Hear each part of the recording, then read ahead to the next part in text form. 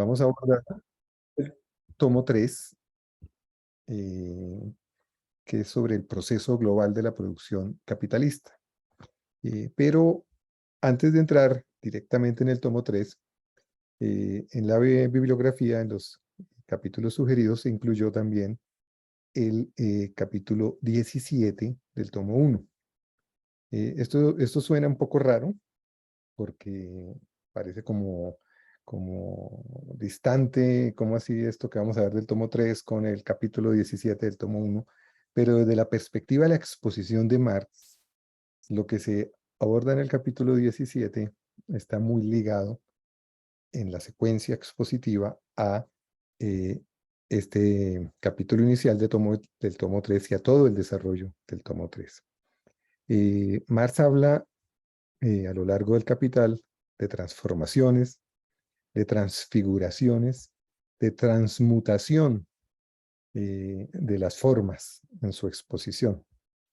Son términos comunes en el Capital, y lo que vamos a ver en el tomo 3 es, en buena medida, transformaciones de las formas anteriores.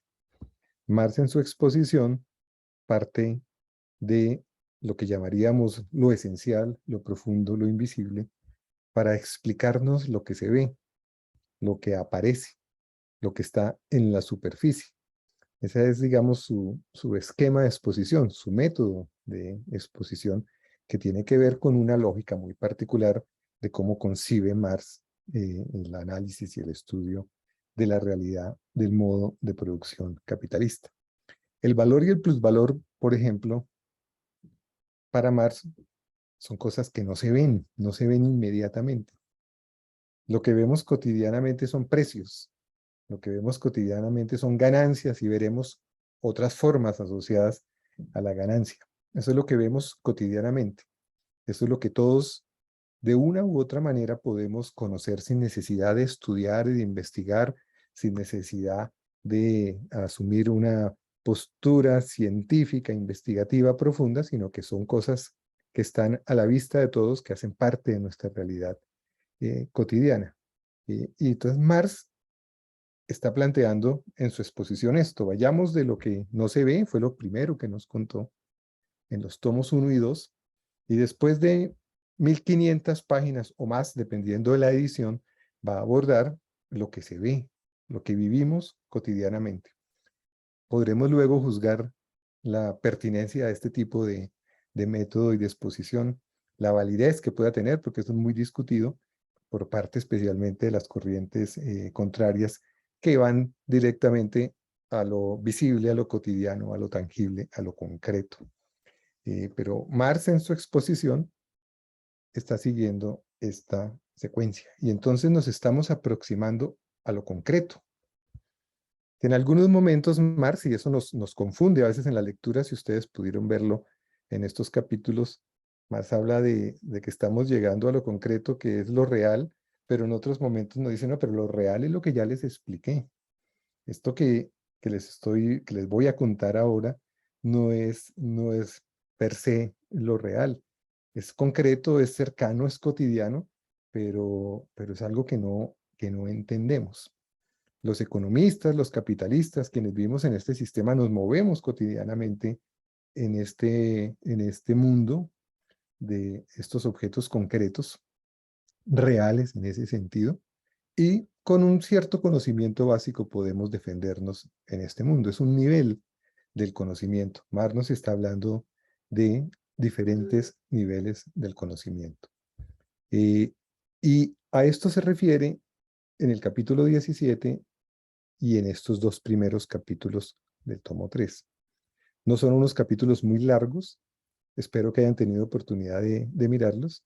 Son muy interesantes, muy interesantes porque Marx explica muchas cosas en estos dos capítulos sobre su esquema de exposición, sobre su método, sobre la manera en cómo está abordando el conocimiento del modo de producción capitalista. En el capítulo 17 aborda el tema del salario, pero con un título muy particular, que es la transformación del valor de la fuerza de trabajo en salario. Ya nos había expuesto en el tomo 1 En el capítulo quinto, la noción de el valor, los capítulos cuarto y quinto, del valor de la fuerza de trabajo. ¿Qué es el valor de la fuerza de trabajo? Nos había contado allí cómo este valor de la fuerza de trabajo es el valor de los medios de vida, de los medios necesarios para la subsistencia de los trabajadores, que es lo que compra realmente el capitalista. Y bueno, a partir de allí hizo todo el desarrollo de ese tomo 1, llegó a la noción de plusvalor. Los dos, si ustedes se fijan, valor y plusvalor, pues venían de una noción anterior más genérica que era el valor. El valor se divide en valor de la fuerza de trabajo y plusvalor, y nos mostró todo el proceso de producción directa en el tomo 1 del plusvalor. La sociedad capitalista es una sociedad productora de plusvalor. Esa es su esencia, esa es su razón de ser, esa es la finalidad del sistema. Pero ahora es como si volviéramos a comenzar la exposición de muchos de los aspectos, dimensiones o elementos que ya habíamos visto, y entonces Marx nos va a contar en este capítulo 17 qué es esto de el salario, qué es esto de la transformación de el valor de la fuerza de trabajo en el salario. Y si uno pregunta, si uno mira diccionarios, si uno busca en textos de economía, pues va a encontrar respuestas sobre lo que es el salario, unas respuestas sencillas, básicas inicialmente, que coinciden con lo que todos pensamos. Salario es el sueldo o la remuneración recibida por una persona como pago por su trabajo. Esto está tomado de un diccionario de economía, un economipedia en la red. El salario, entendido como el precio a pagar a cambio del trabajo realizado por una persona, se determina según la oferta y demanda de trabajo. Aquí está tanto una primera definición de salario como una primera explicación de cómo es que se determina el monto de ese salario. Salario base es el dinero que recibe una persona por su trabajo. El salario es una contraprestación que recibe el trabajador a cambio del trabajo realizado para un empleador. La cuantía se establece en el contrato de trabajo. Estos son, pues, definiciones sencillas, básicas, que encuentra uno en enciclopedias a la mano de todos. El DANE, en sus cuentas nacionales, DANE nos da una información sobre la totalidad de los sueldos y salarios en las cuentas nacionales que reciben los trabajadores, y en DANE nos da una definición muy parecida a las que se encuentra en una enciclopedia o en el diccionario. Los sueldos y salarios comprenden los pagos en dinero o en especie que los empleados reciben en contraprestación a su trabajo. Se incluyen diversos pagos, suplementos, asignaciones especiales, comisiones, pero lo básico es que es también un pago hecho a los trabajadores en contraprestación a su trabajo. Un texto de introducción a la economía del Banco de la República dice que el salario es esa remuneración que se reconoce o paga por el trabajo de las personas, ya sea físico o intelectual, realizado en un tiempo determinado. Pues son muy parecidas realmente si uno mira las definiciones que están allí. La Constitución política no define exactamente el salario, pero habla de una remuneración mínima, vital y móvil, proporcional a la cantidad y calidad del trabajo. Este es uno de los principios que se debe desarrollar en el Estatuto del Trabajo. El artículo 227 del Código Sustantivo del Trabajo dice que constituye salario no solo la remuneración ordinaria, fija o variable, sino todo lo que recibe el trabajador como contraprestación directa del servicio. No dice aquí trabajo, pero en el contexto está hablando obviamente del servicio. El servicio es el trabajo. Todo trabajo dependiente debe ser remunerado. O sea, es la remuneración al trabajo, es de lo que estamos hablando. Paul Samuelson, un premio Nobel de Economía, dice en su famosa Introducción a la Economía, una de las más conocidas y estudiadas, que el salario es el precio del trabajo. Mauricio Cárdenas es ministro de Hacienda, es director del DNP, autor de un libro de Introducción a la Economía que se estudia mucho en las facultades. Dice que el salario es la remuneración económica del trabajo. Y también menciona que cómo se determina el salario, pues es resultado de la interacción entre la oferta y la demanda laboral. Es decir, de acuerdo con todo esto, es evidente que el salario es un pago por el trabajo, que el salario es la remuneración del trabajo. Y esa es la noción que tenemos todos en principio, todos quienes vivimos en el capitalismo y contratamos, vendemos nuestra fuerza de trabajo a través de un salario, pues responderíamos algo muy parecido. Pues, ¿qué es el salario? Pues es lo que me pagan por mi trabajo. Y el salario es una categoría concreta, es algo concreto. Es algo que lo vivimos muchísimo, seguramente quienes están aquí viven de un salario o han vivido de un salario, puede que estén jubilados ahora, y, o sabemos o queremos conseguir un salario, queremos vender nuestra fuerza de trabajo para que nos den un salario, es algo que puede ser percibido por cualquiera de los 5 sentidos. Es algo concreto, algo que puede ser percibido por los sentidos, algo que se puede ver y sentir, algo real, algo tangible. Y aquí es donde empiezan una de las diferencias fundamentales de Marx con las escuelas tradicionales en economía, y que tiene que ver con su método, tiene que ver con su concepción del conocimiento. Y es que eso que es tan concreto, tan real, para Marx es al mismo tiempo engañoso. Eso que vemos, que podemos medir, podemos hacer análisis, sumar, restar, medir cuántos salarios hay en el total de la economía colombiana, lo hace el DANE. Podemos comparar nuestros salarios, comparo el mío con el de mi vecino o mi vecina. Sé que gano más que otros, sé que con ese salario compro las cosas que necesito. Y cuando me preguntan qué es el salario, pues normalmente respondo que es el pago por mi trabajo. Y Marx ya nos mostró en el tomo 1 que realmente los capitalistas no pagan el trabajo, que los capitalistas pagan es el valor de la fuerza de trabajo. Algo que parece un juego de palabras, pero que es muy importante para Marx, y en este capítulo, que nos vamos a detener bastante, es breve, lo podemos mirar casi todo, y Marx va a desarrollar una explicación de esto, que es muy interesante ver cómo Marx nos explica lo profundo, pero también nos dice, pero hay ciertas razones que hacen que en la vida cotidiana la categoría visible, tangible, sea la del salario, y que esa sea la comprensión de quienes vivimos en el capitalismo. No es una cuestión simplemente de un adoctrinamiento o de que los medios de comunicación nos engañan o que los capitalistas nos engañan, sino que la manera como funciona la relación de producción capitalista conduce a ciertas ideas espontáneas y cotidianas que para Marx no son las verdaderas, que para Marx son mistificaciones, una palabra que ya Marx ha mencionado, pero que va a empezar a utilizar muchísimo más. Hay mistificación. La realidad capitalista está mistificada. Hay misterio. Y entonces en eso aparentemente muy concreto se ocultan muchas cosas. No, realmente no las vemos. Que incluso esa es una discusión muy interesante con el empirismo. Es que el asunto no es solo de ver lo que está ahí.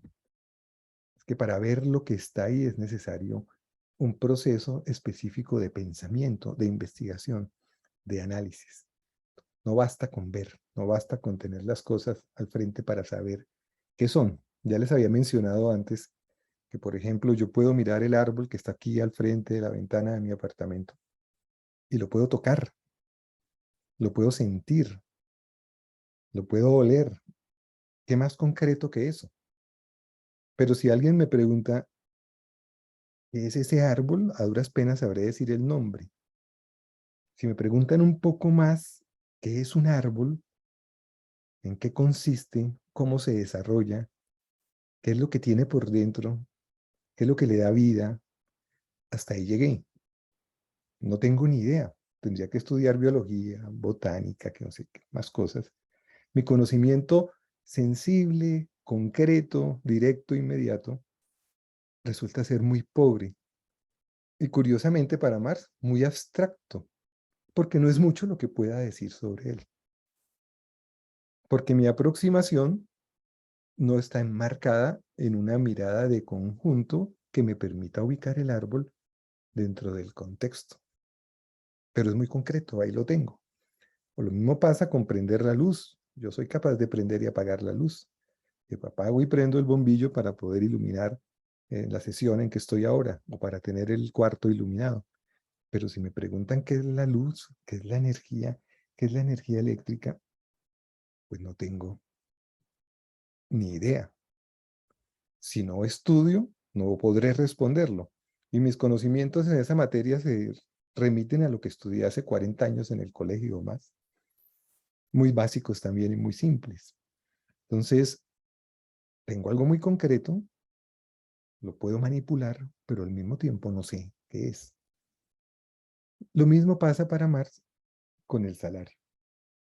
Entonces, es algo aparentemente muy concreto, pero finalmente vivimos con él, lo recibimos, nos lo pagan, nos quejamos, peleamos porque no lo suban, etcétera, etcétera, etcétera, pero no sabemos qué es. Pero podemos vivir con ese conocimiento que tenemos.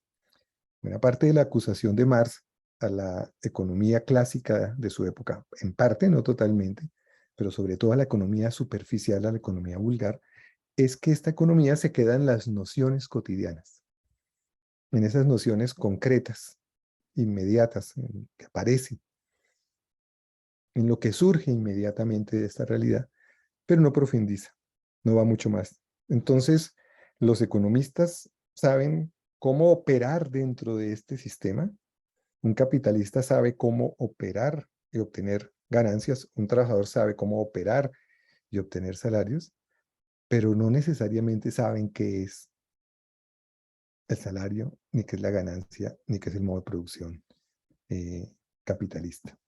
Entonces, en este esquema es que está enmarcada la discusión de Marx. Y veremos, ya lo habíamos mencionado en la primera sesión, pero volveremos a eso, cómo el conocimiento y en la historia de la economía política se parte de esto cotidiano, de estas nociones cotidianas que tenemos sobre los elementos en los cuales vivimos y estamos inmersos, que tienen una historia detrás, que tienen un proceso de construcción, que tienen una estructura detrás que no conocemos. Vemos cosas acabadas, vemos resultados de eso, pero no vemos el proceso. En la historia de la economía política, pero también en la aproximación de cualquier persona, pues uno parte de esto cotidiano y va a buscar las explicaciones. Y Marx hizo eso. Claro, Marx lo hizo en todo su proceso de investigación, pero cuando va a exponer, lo expone, por así decirlo, de manera inversa. Lo que ha venido haciendo en todo el Capital es exponiéndonos desde elementos abstractos, simples, para llegar a las cosas que aparecen en la vida cotidiana. Para llegar al momento en el que vemos el árbol y podamos saber qué es lo que hay detrás, cuál es la teoría que hay detrás, cuáles son los procesos que hay detrás. Y lo mismo con el salario y con la ganancia. Ese es el esquema que Marx desarrolla. Entonces ese capítulo, si no alcanzaron a leerlo, muy recomendable. Es muy recomendable porque ayuda a entender muchas de las cosas. Este capítulo, el 17, transformación del valor de la fuerza de trabajo en salario. Lo primero que nos dice Marx ahí es el salario aparece en la superficie de la sociedad burguesa. Se le pone de manifiesto a lo obrero como el precio del trabajo. Todo lo que dicen las definiciones que ya vimos. Todo lo que dicen desde el Premio Nobel de Economía hasta Wikipedia. Y lo que opina, u opinamos la mayoría de personas que vivimos en el capitalismo, el salario, ¿qué es? Es una determinada cantidad de dinero que se paga por determinada cantidad de trabajo. Esas son las nociones cotidianas, ¿sí? El valor del trabajo, el precio necesario, precio natural del trabajo. También se habla de los precios del mercado. Marx está refiriéndose en ese capítulo a la economía política, pero al mismo tiempo Marx está refiriendo a las nociones cotidianas. Y fíjense que ese va a ser uno de sus ejes de la crítica. Es que los economistas se quedan con las nociones cotidianas. Los economistas no profundizan, los economistas nos quedamos, y eso es lo que nos enseñan en las facultades de economía, que tiene que ver con aquello que Marx insiste muchas veces. El problema no solo está en las respuestas, el problema está en las preguntas, es que no se preguntan a fondo, no van a fondo, no quieren saber. La economía es una ciencia que se caracteriza porque gran parte de su esfuerzo es por tratar de no entender ni comprender. Y entonces nos dice Marx, bueno, examinemos esto. Nos recuerda algo, ¿qué es el valor de una mercancía? Entonces el valor de una mercancía es en términos de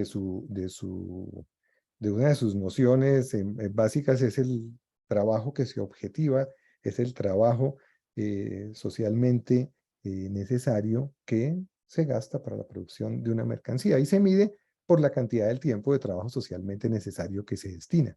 Entonces empieza Marx a discutir la noción cotidiana. Bueno, entonces una jornada laboral de 12 horas, ¿cuánto vale? 12 horas. Si nos remitimos a la noción de valor, sí, luego el valor se expresa en dinero, pero la noción de valor, que es tiempo de trabajo socialmente necesario destinado, bueno, usted destinó 12 horas de trabajo a producir una mercancía, entonces ¿cuánto vale? Pues vale 12 horas. Dice más, no, pues esto es una tautología. Fíjense que ahí ya hay un problema.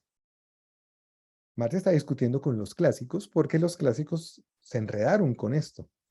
Los clásicos como Smith y Ricardo y muchos otros se aproximaron a entender la noción del valor de las mercancías, pero cuando fueron a mirar el trabajo, hablaban del valor del trabajo, hablaban del precio de trabajo, de las categorías cotidianas, y entonces pues se enredaban, porque si yo aplico el criterio, por ejemplo el de Ricardo, que más lo retoma en buena parte, y es que es el tiempo de trabajo destinado a producir la mercancía, pues entonces 12 horas de trabajo, ¿cuánto valen? Pues 12 horas de trabajo.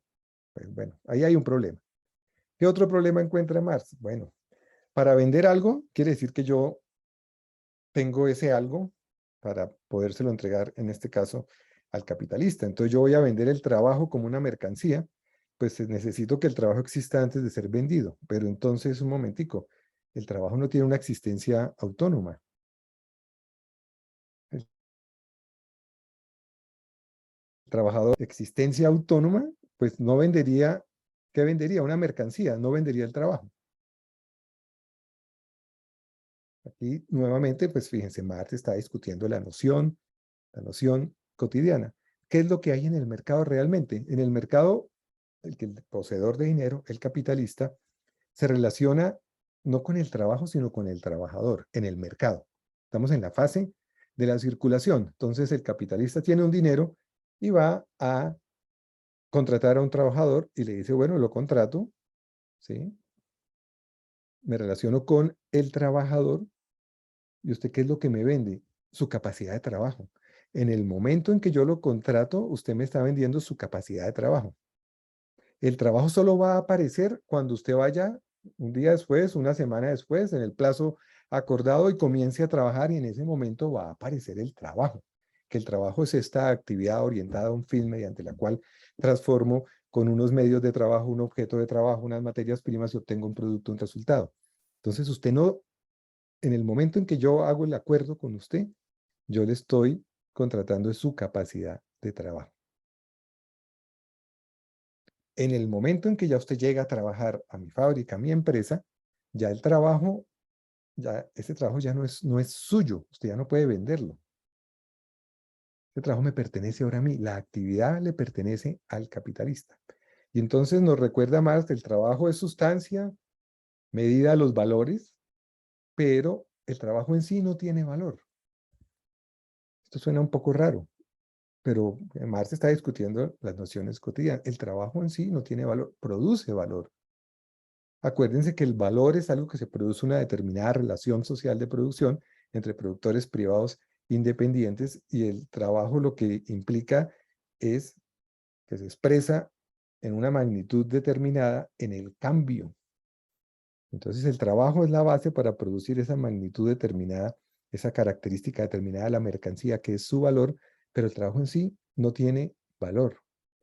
Si el trabajo tuviera valor, donde dice Marx en este capítulo, si el trabajo tuviera, si el intercambio directo de dinero por el trabajo se diera de dinero por trabajo, ¿se anularía la ley del valor o se anularía la producción capitalista? Pues esa es una cuestión argumentativa.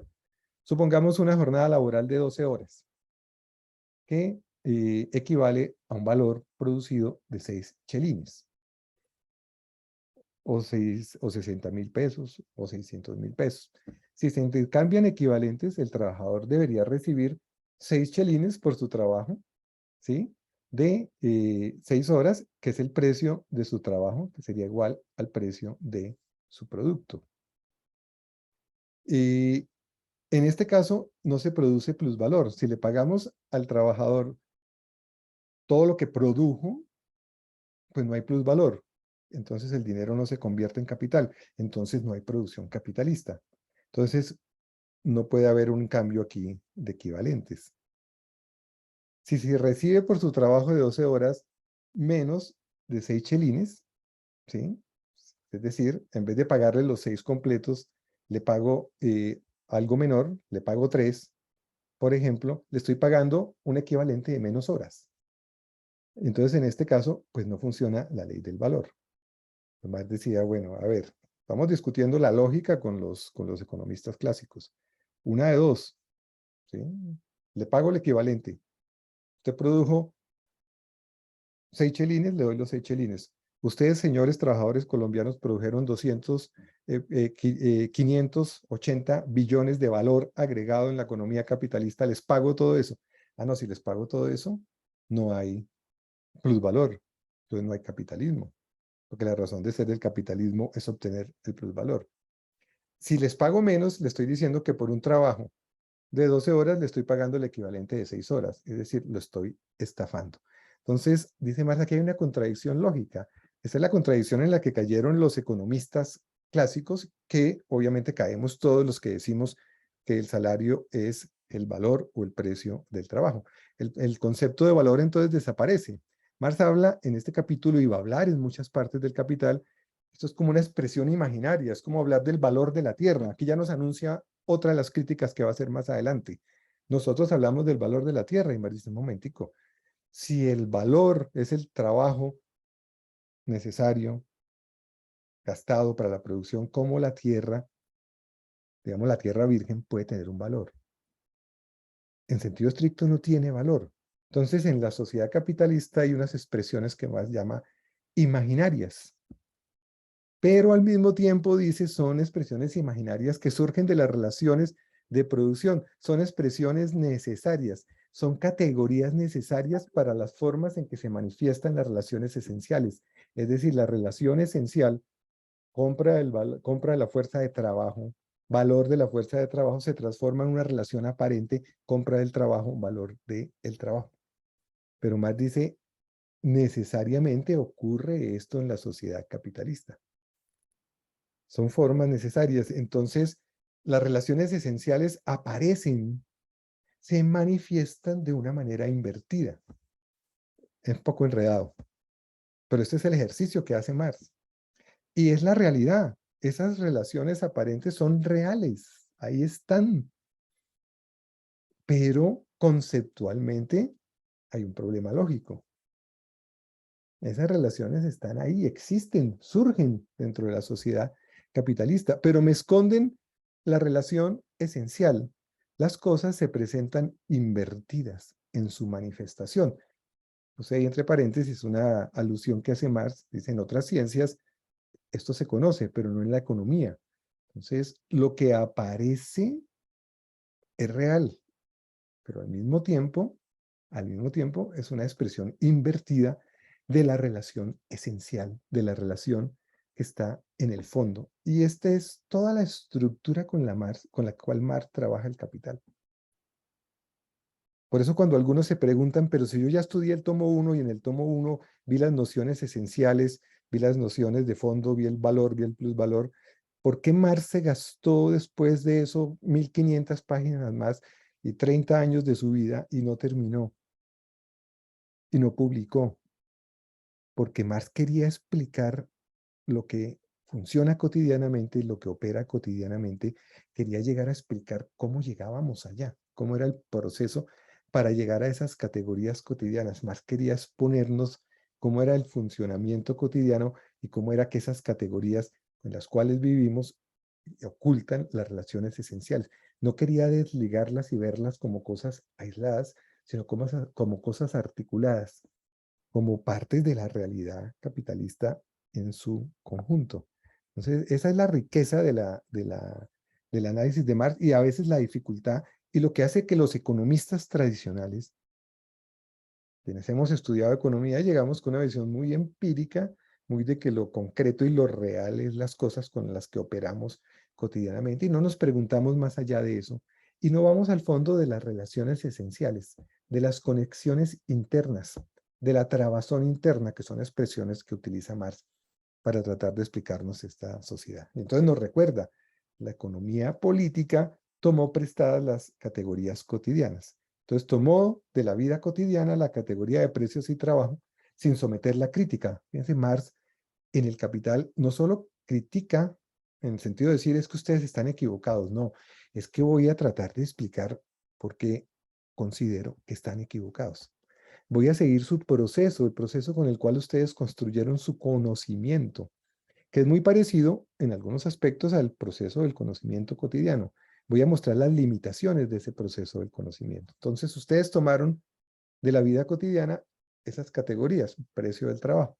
Luego se preguntaron qué determina ese precio, tal como hace Mauricio Cárdenas y tal como hacen otras las definiciones de diccionario que vimos. Entonces examinaron la oferta y la demanda de trabajo. Los economistas nos enseñan casi siempre el precio y el valor depende de qué, de la relación entre la oferta y la demanda de trabajo. Más le dedica en el Capital algunos apartes a criticar esta aproximación empírica que no va al fondo de las cosas. Entre paréntesis, Marx y Engels de jóvenes consideraban que lo verdadero y real estaba fundamentalmente en la relación entre la oferta y la demanda, y fueron cambiando su idea.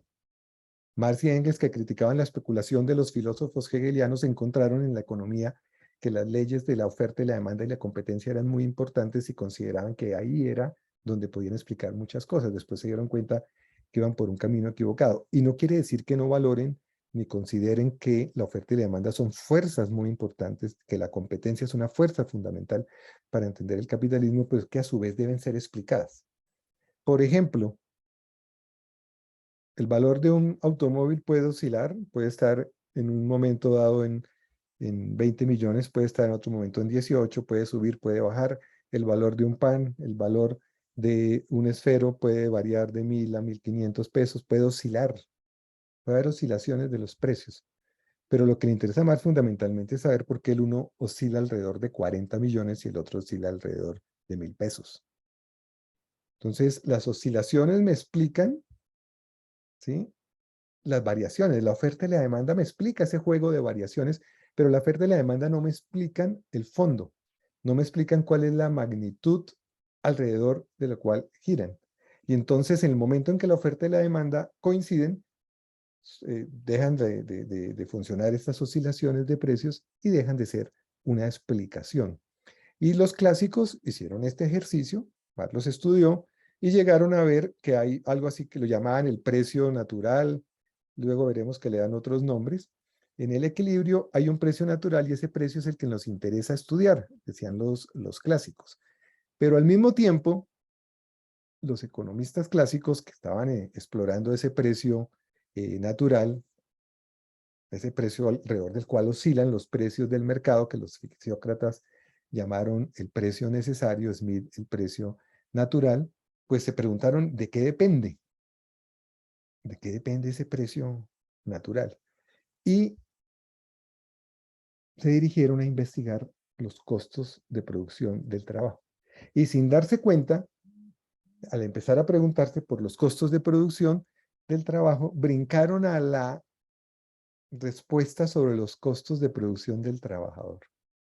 Los costos necesarios para producir y reproducir al trabajador. Y ya Smith y Ricardo hablaban de que había unos bienes necesarios para que el trabajador se pudiera sostener, para que el trabajador pudiera mantenerse. Y entonces, dice Marx, inconscientemente la economía política terminó investigando el valor de la fuerza de trabajo y no el valor del trabajo.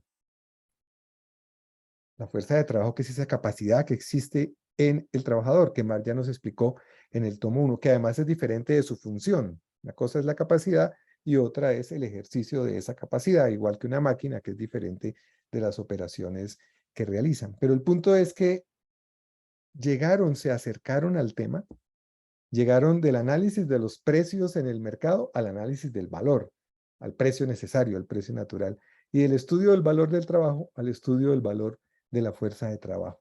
Entonces dice, los clásicos se encontraron con el problema, los clásicos se acercaron, pero no desarrollaron la categoría para poderlo entender. No desarrollaron la categoría fuerza de trabajo distinta del trabajo, que es uno de los aportes que hace Marx en su investigación. Pero sigue Marx, no se detiene ahí. ¿Pero por qué? O sea, trata de entender qué condiciones, qué elementos hacen que se llegue a esa concepción. Hasta el momento aquí nos está hablando pues, de una evolución del pensamiento en la economía política. Entonces vuelve y nos hace un ejercicio numérico para mirar esto de cómo es que el valor y el precio de la fuerza de trabajo se presenta en esta forma transmutada o transfigurada, transformada como salarios. Entonces, supongamos una jornada laboral de 12 horas. Marx usaba mucho la jornada de 12 horas en sus ejemplos. Un valor diario de la fuerza de trabajo de 3 chelines. Y este 3 chelines equivale a 6 horas de trabajo. Al recibir 3 chelines, el trabajador recibe el valor de su fuerza de trabajo, pero de una fuerza de trabajo que va a tener que operar durante un tiempo determinado. Recibe 1.000.000 de pesos, pero va a tener que trabajar durante 40 horas. ¿Sí? Y aquí es donde empiezan a aparecer, donde dice más las confusiones. Ahí es donde empieza a aparecer el sustento de esas nociones cotidianas. Yo, como trabajador, en el momento en que negocio, estoy ofreciendo mi capacidad de trabajo.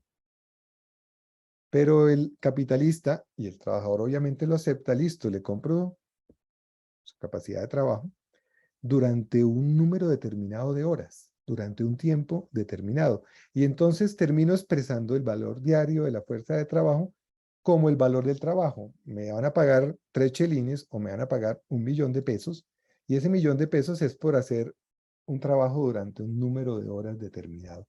Entonces se traslada la noción del pago del valor de la fuerza de trabajo al pago por una determinada cantidad de tiempo de trabajo, por una determinada cantidad de trabajo. Se anula o no se ve la noción diferencial de fuerza de trabajo y de trabajo.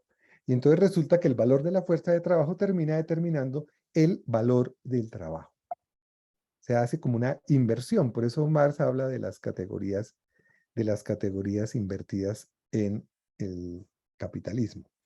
El capitalista obviamente sabe que contrata al trabajador con una condición que es muy importante para él. Se tiene que dar una condición, que la fuerza de trabajo tiene que funcionar, ¿sí?, durante más tiempo que el necesario para que se reproduzca su valor.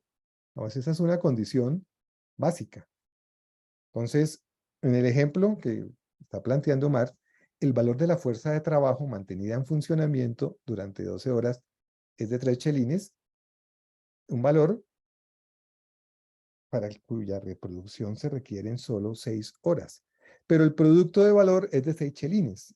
Entonces, el trabajador produce en 6 horas el equivalente de los 3 chelines, pero el producto de valor es el doble. El trabajador no está trabajando solo las 6 horas en las cuales repone el equivalente. Su producto de valor no depende del valor de la fuerza de trabajo, sino de la duración de su funcionamiento. Si el capitalista logra que el trabajador trabaje más de las 12 horas, pues incluso va a obtener un producto de valor muy superior y va a poder obtener una diferencia mayor entre el producto de valor y el valor de la fuerza de trabajo. Este es el resultado que Marx dice, bueno, esto es absurdo, es un trabajo que crea un valor de 6 chelines, tiene un valor de 3 chelines, lo que ya nos decía anteriormente. Aquí se pierde pues esta noción de un cambio de equivalente. Y esconde otras cosas. La forma salario, entonces borra la diferencia entre trabajo necesario y plus trabajo. El valor de los 3 chelines representa, ¿sí?, el trabajo correspondiente a 6 horas, que es el tiempo de trabajo socialmente necesario para producir el equivalente de su salario, es decir, para producir el equivalente de los bienes que necesita. En 6 horas yo produzco 1.000.000 de pesos, que es lo que vale la canasta básica con la cual puedo comprar los bienes que necesito. Entonces, ese valor representa eso, o sea, esas 6 horas de trabajo que equivalen al valor de la fuerza de trabajo, las está pagando el capitalista, pero no está pagando las otras 6 horas. Pero la distinción entre trabajo necesario y plus trabajo, entre trabajo pagado y no pagado, desaparece. Todo el trabajo aparece como un trabajo pagado. Entonces el obrero lo admite, me pagaron toda mi jornada. que sea bajito, que me parezca que es insuficiente, que debería ganar más, sí, pero me pagaron lo que acordamos, me pagaron todo mi trabajo. Se borra esa distinción que Marx nos ha explicado en el tomo 1. En otras formas de producción se veía con mayor claridad esa diferencia. Si el siervo tenía que trabajar unos 3 días en su tierra y otros 3 en la tierra del Señor, por ejemplo, si ese era el acuerdo, pues se veía claramente que estaban diferenciados en el tiempo, en el espacio, el tiempo de trabajo necesario para producir sus medios de vida y el tiempo de trabajo excedente que se lo entregaba al señor feudal. O el esclavo sabía que de todo su trabajo había una parte que él sacaba su pedazo para comer.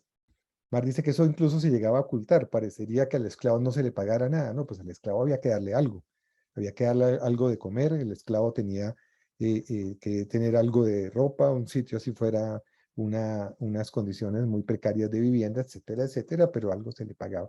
Pero en el caso del trabajo asalariado, todo, hasta el plus trabajo, hasta el trabajo no pagado, aparece como pagado. Y entonces esta es la forma salario. En la noción de salario, ¿sí? Se da este ocultamiento, se da esta mistificación de la relación real, lo cual es muy importante para la defensa del capitalismo.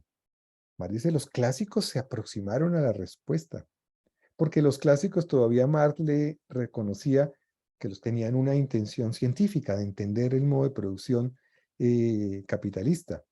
Mientras que luego los economistas vulgares se dieron cuenta que era mejor no preguntarse demasiado ni tratar de responderse muchas cosas, porque eso podía tener implicaciones políticas para el sistema capitalista. Entonces, para la economía vulgar era muy importante esta noción, como muchas otras, porque eran nociones que ocultaban esta transformación de el valor de la fuerza de trabajo en la forma de salario oculta. Es una forma de manifestación, los términos de Marx, de una relación esencial. Es una apariencia y las apariencias engañan. Lo que no quiere decir que la apariencia no exista, está ahí. Es una forma de manifestación de una relación esencial, pero se manifiesta invertida. Vuelve invisible la relación efectiva, muestra todo lo opuesto de dicha relación. En una relación en la cual hay un tiempo de trabajo necesario, en la cual el trabajador produce el equivalente de su salario, y una parte de tiempo de trabajo excedente en la cual produce ese valor extra adicional con el cual se queda el capitalista, pues bajo la forma o la noción de salario se pierde, se oculta. Y aquí aparecen entonces las nociones jurídicas, las mistificaciones del modo capitalista de producción. ¿Por qué es tan importante este capítulo? Porque es el capítulo donde Marx va a lo que considera la esencia de la relación social de producción capitalista y a la manera como se oculta la relación esencial fundamental, bajo la forma más simple, más sencilla, más cotidiana, que es la forma del salario. Entonces, no quiere decir, nuevamente, aunque más lo llame, que es una categoría imaginaria, etcétera, etcétera, que no sea necesaria. Es una forma de manifestación de esa relación esencial, es una forma de manifestación necesaria. Y algunos de los elementos que examina más para seguir tratando de entender esto.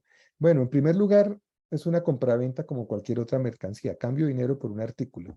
Entonces, sí, en la vida cotidiana voy a vender mi trabajo y pues a cambio de eso me dan un dinero. En términos de las nociones jurídicas, no se entra en el fondo de la relación. Lo más que distinguen las relaciones jurídicas es si estoy comprando algo concreto, efectivo, un objeto, o si estoy comprando una actividad, como es el caso del trabajo. Pero en la relación jurídica tampoco me permite entender esas distinciones. La expresión valor del trabajo no parece ser más irracional que la expresión valor o precio del algodón. Además, como se le paga al trabajador después de haber realizado su trabajo, una situación en la cual el dinero actúa en su función de medio de pago, lo que hace es pagarle cuando ya el trabajador ha realizado el trabajo. No se lo paga antes, sino que se lo paga después. Si se lo paga antes, usted está aceptando que yo le compré algo, que le compré fue una capacidad que tiene una potencia. Pero aquí cuando le pago después, claro, yo ya trabajé y para el trabajador es evidente que ya gastó 8, 10, 12 horas de trabajo y que a cambio de eso recibió un salario. Y además, el valor de uso real es el trabajo concreto que el trabajador suministra. Entonces, esa es otra de las distinciones sutiles, pero que para Marx es fundamental. Y es, yo que compré, toda mercancía tiene un valor de uso y tiene un valor de cambio. Yo le pago al trabajador, le contrato que el valor de su fuerza de trabajo, listo, le doy el $1.000.000. Eso equivale que a unos valores de uso, a unos valores de uso, comida, vestido, vivienda, diversión, concretos. Entonces es un intercambio entre unas magnitudes equivalentes en su valor. Pero no, resulta que aquí es donde está la gran diferencia. Es que esta mercancía, fuerza de trabajo, tiene una virtud especial, que es que cuando se pone en movimiento crea valor. Y el valor de uso real de la mercancía fuerza de trabajo, el valor de uso real que recibe el capitalista como cualquier comprador de una mercancía se lo lleva a la fábrica y usa la mercancía. ¿Y cómo la usa? Poniéndole a trabajar. Pero al ponerle a trabajar ya no es un equivalente, porque al ponerle a trabajar es una fuerza de trabajo viva, es un elemento que tiene una característica que no tiene ninguna otra mercancía, que es que crea valor. Y crea valor hasta ciertas horas, hasta las 6 horas de trabajo, que equivale a lo que le pagaron, pero ahí en adelante crea un valor eh, adicional. Y la conciencia ordinaria no ve esto, no ve esta característica específica de esta mercancía, no ve que el trabajo útil y concreto en carpintería, el trabajo útil y concreto elaborando camisas, el trabajo útil y concreto cultivando, es al mismo tiempo un elemento creador de valor, es la propiedad distintiva de las mercancías. El obrero entonces cotidianamente, ¿qué considera? Pues yo trabajé las 12 horas y con las 12 horas me consigo los 3 chelines.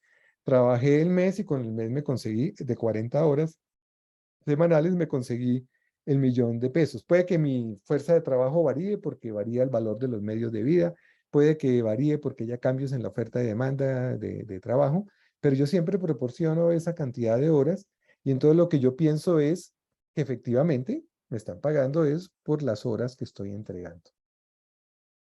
Es algo que no se ve a simple vista, ya lo dijo más antes, no se ve, no es sencillo de ver.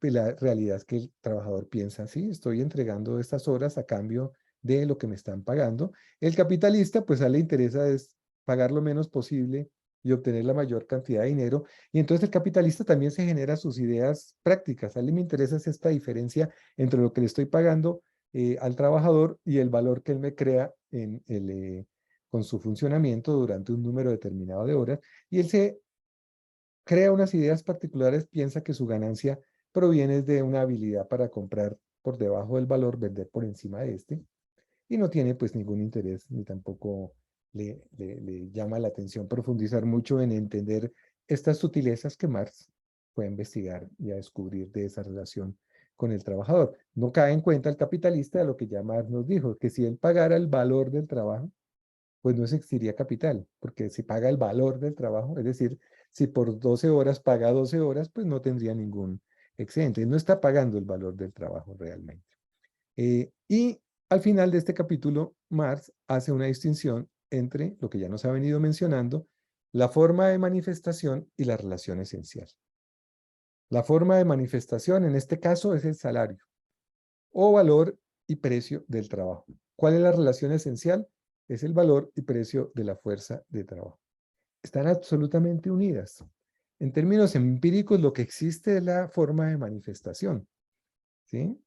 La relación esencial aparece bajo esa forma de manifestación en la vida cotidiana. Eso es lo que podemos ver, tocar, manipular. Y ya nos menciona algo que ya hemos visto en otras partes del Capital, pero lo va a desarrollar ahora con mucha más fuerza en el tomo 3, es que esto ocurre con todas las formas de manifestación y lo que Marx llama su trasfondo oculto. Las formas de manifestación se reproducen de manera directamente espontánea, como formas comunes y corrientes del pensar. Entonces, está lo cotidiano, lo que vivimos normalmente, y eso nos produce unas ideas espontáneas. No hay que estudiar para tener esas ideas.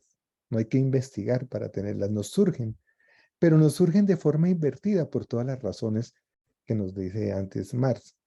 Eh, por el contrario, el trasfondo oculto, las relaciones esenciales tienen que ser descubiertas por la ciencia. Esta es la gran discusión de fondo en términos de conocimiento de Marx con los economistas de las otras escuelas. Ustedes se quedan en las formas de manifestación. Ustedes se quedan en la reproducción directa, en las representaciones directas y espontáneas. Y ustedes asumen lo que piensan los agentes de producción capitalista y con base en eso arman sus textos de economía sin profundizar ni buscar las relaciones esenciales que están por detrás de ello. Y esto que Marx aplica aquí, pues lo continúa y en una secuencia lógica que encaja perfectamente en el capítulo 1 del tomo 3, en la sección primera del tomo 3, que se llama la transformación del plusvalor en ganancia y de la tasa de plusvalor en tasa de transformación. Entonces tenemos una primera transformación, el valor de la fuerza de trabajo se transformó en salario. Y ahora vamos a ver cómo el plusvalor se transforma en ganancia. Acuérdense que lo fundamental, esencial para Marx es que en la sociedad capitalista se mueve por la búsqueda y obtención del plusvalor. Que los capitalistas hacen todo lo posible por extender el plusvalor. Pero los capitalistas no hablan de plusvalor. En la vida cotidiana, lo que todos ven, pues vemos la ganancia. Vemos la ganancia de un industrial, de un comerciante. Vemos la ganancia de un banco. Vemos las ganancias que surgen del interés. Vemos las ganancias que obtienen los propietarios de la tierra bajo la forma de renta o arrendamientos de esa tierra. Y aunque más no se detiene mucho, vemos también lo que el Estado toma por la vía de los impuestos. Entonces, más va en paralelo al análisis de la transformación del valor de la fuerza de trabajo en salario a examinar la ganancia. Y nuevamente uno puede preguntar, ¿qué es la ganancia?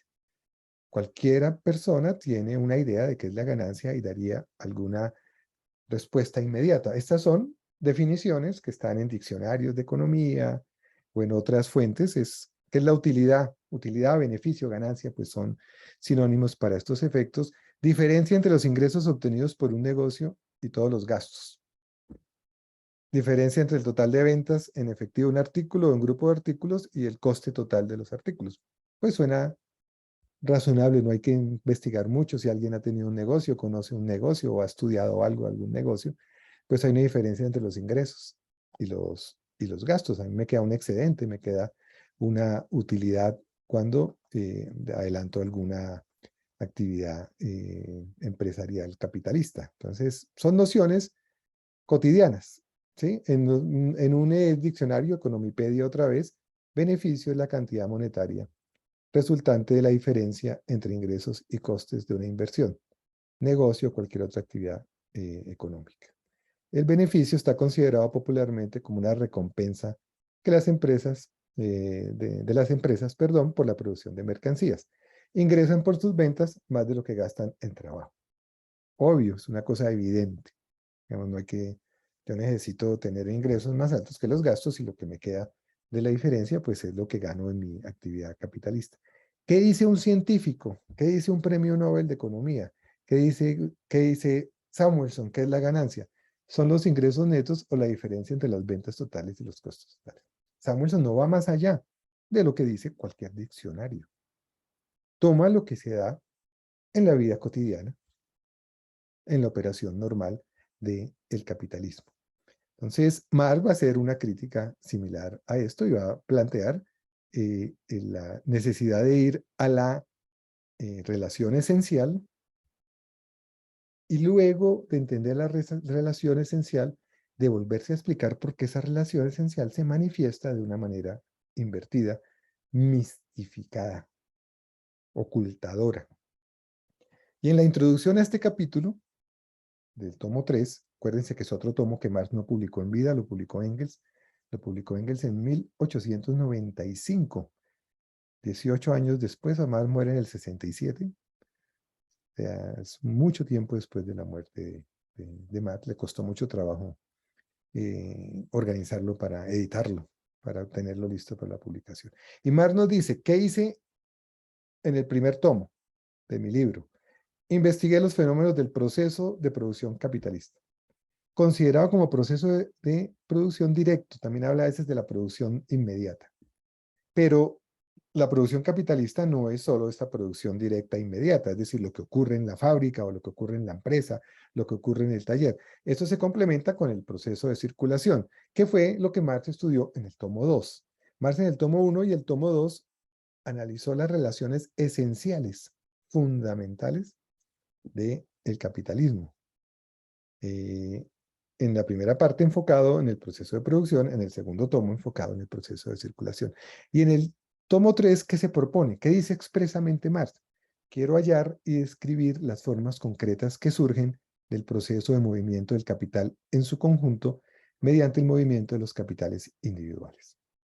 Entonces, ahora vamos a ver es el movimiento de los capitales individuales que en sus relaciones, en su competencia, en su producción y circulación general, operan de una manera muy particular. Pero lo que le interesa más fundamentalmente es ver las formas concretas, estas formas visibles, cotidianas, cercanas, operativas, que surgen del proceso del movimiento del capital. Y nos dice que estas configuraciones del capital o estas formas se aproximan paulatinamente a la forma en la cual se manifiestan en la superficie de la sociedad, en la acción recíproca de los diversos capitales entre sí, en la competencia, así como en la conciencia habitual de los propios agentes de producción. Entonces, Miles nos va a mostrar cómo las configuraciones del capital se aproximan a las formas de la superficie. Pero en el tomo 1 ya nos había planteado una, muy importante, la fundamental, que es la manera como el valor de la fuerza de trabajo, esa configuración del capital, se manifiesta en la superficie de la sociedad. Va a examinar en este tomo 3 elementos de la competencia, de la acción recíproca entre los diversos capitales y el cómo aparece en la conciencia habitual de los agentes de la producción. Esto es algo muy propio de Marx. Marx no es un economista en el sentido tradicional, porque está examinando no solo el funcionamiento del modo de producción capitalista, por decirlo así, como en su elemento productivo técnico en concreto, no, está examinando las relaciones de producción, está examinando la interacción, pero también las formas de pensamiento. En este caso, la conciencia habitual, pero a lo largo de todo el capital está examinando la conciencia de la economía que tiene la economía política clásica sobre el capitalismo y que tiene la economía vulgar. Y la tesis central, como ya les había hecho de Marx, es que la economía vulgar se queda en la conciencia habitual de los propios agentes de la producción. En este primer capítulo del tomo 3, entonces va a examinar el valor de una mercancía capitalista, ya nos lo había explicado Marx, que se compone de capital constante más capital variable más plusvalor. Ese es el valor de una mercancía producida en términos capitalistas. Ya nos ha mostrado un poco cómo eso tiene sus complejidades. Cuando vimos el tomo 2, el tema de la rotación del capital, el capital fijo. O sea que las formulitas iniciales son mucho más abstractas y más las va haciendo más concretas, más complejas, pasa de lo simple a lo complejo. Pero bueno, si en esta fórmula se descuenta la plusvalía, P, el excedente del plusvalor, solo queda un equivalente, un valor de reposición de la mercancía, lo que el capitalista invirtió. Un capitalista invirtió un capital constante, compró maquinaria, herramientas, materias primas y compró una fuerza de trabajo determinada y gastó 100 millones de pesos y se fue a hacer un proceso de producción. Para el capitalista eso es el precio de coste de la mercancía. Ya lo vimos en algunas de las definiciones básicas o cotidianas. Es el costo, ¿sí? El costo en que incurre el capitalista en la producción. Para el capitalista es el precio de costo de la mercancía. El capitalista es el verdadero productor de mercancías en la sociedad capitalista, porque él es el que dirige el proceso de producción. Y entonces para él, ¿sí? Este precio de costo es el verdadero costo de la mercancía. Es lo más tangible. Yo gasté C más B. Yo gasté tanto en capital constante, en capital variable. Me gasté mis 100 millones de pesos, los invertí con el ánimo de obtener un excedente. Entonces la fórmula de la mercancía, del valor de la mercancía, tiene una primera transformación.